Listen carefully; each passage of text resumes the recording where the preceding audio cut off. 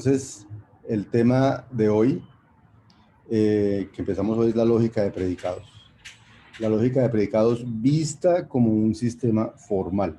Entonces, como los sistemas formales tienen sintaxis, semántica eh, y aparato deductivo, entonces tenemos que ver sintaxis, semántica y aparato deductivo. Hoy comenzamos con lo que es la sintaxis y la semántica de la lógica de predicados. O sea, es el mismo itinerario que seguimos con la lógica proposicional, solo que ahora es con la lógica de predicados. ¿Qué vamos a hacer hoy entonces?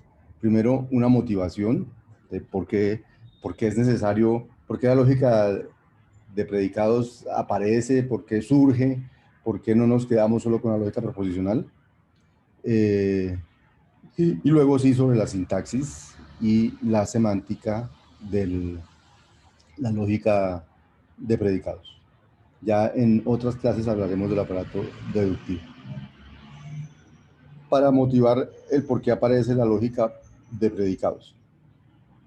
Entonces, digamos que principalmente es que la lógica proposicional no es suficientemente expresiva. ¿Qué significa eso? Aquí hay un ejemplo. Supongamos que uno quiere modelar en lo que uno dice en lenguaje natural, Juan lee o Juan camina. Y entonces uno dice, pues Juan lee es la letra proposicional Q, Juan camina, le vamos a decir Q, perdón, Juan camina Q. Y entonces para decir que Juan lee y que Juan camina, diríamos P y Q. Pero entre P y Q uno no ve que hay algo en común, que es Juan. O sea, como que en la traducción, eh, quién lee o quién camina se pierde, y por lo tanto, una vez eso se pierda y yo empiece a, a analizar y a hacer deducciones con P y con Q, pues como Juan se perdió en la traducción, pues no vamos a decir nada realmente de Juan específicamente. Entonces, la idea es que tengamos un lenguaje en el que eso no se pierda. Entonces, por ejemplo, que pudiéramos decir con Juan lee, no solamente dijéramos la proposición Juan lee y luego se perdió Juan, sino que quedara una proposición que es lee, pero ¿quién lee? Juan. Entonces, en este tipo de proposiciones, como que hay dos cosas, hay como el sujeto y la acción, lo que sucede. Entonces, aquí dice lee J, donde J es como una constante que usamos para denotar a Juan. Y Juan camina, lo podríamos decir como camina J, ¿cierto? Y si me dicen alguien lee y camina a la vez, podríamos decir que algo así como que hay alguien que camina y lee, y ese alguien es el mismo X. Mire, él camina de X y el lee, la variable que hay aquí y la variable que hay aquí son la misma del. Entonces, de alguna manera estoy diciendo que el que camina y lee es la misma persona.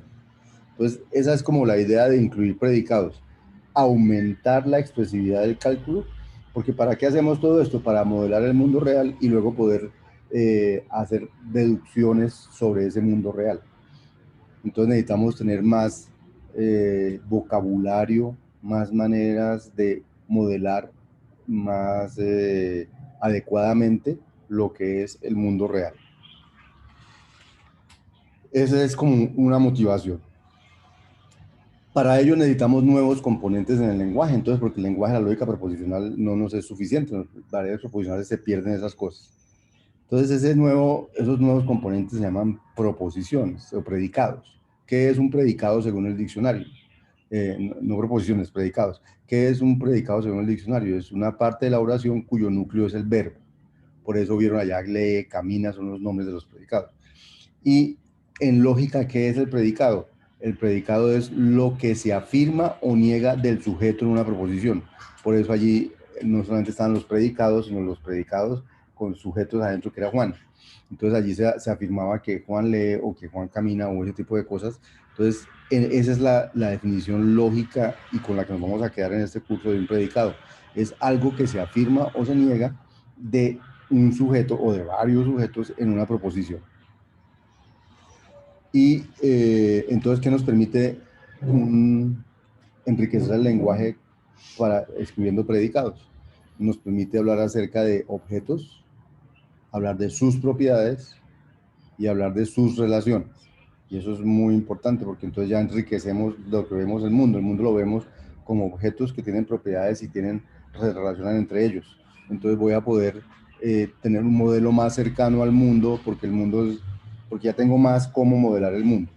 Y lo segundo, vamos a poder usar una cuantificación que se llama universal o existencial, o sea, de hablar de los hombres o las mujeres o los estudiantes, todos los estudiantes de Univalle tienen tal característica, o existencial, hay estudiantes o hay eh, personas en la población o hay animales tales que cumplen con cierta cosa, con cierta proposición. Entonces, enriquecer el lenguaje con predicados me permite ser más expresivo y modelar mejor el mundo real.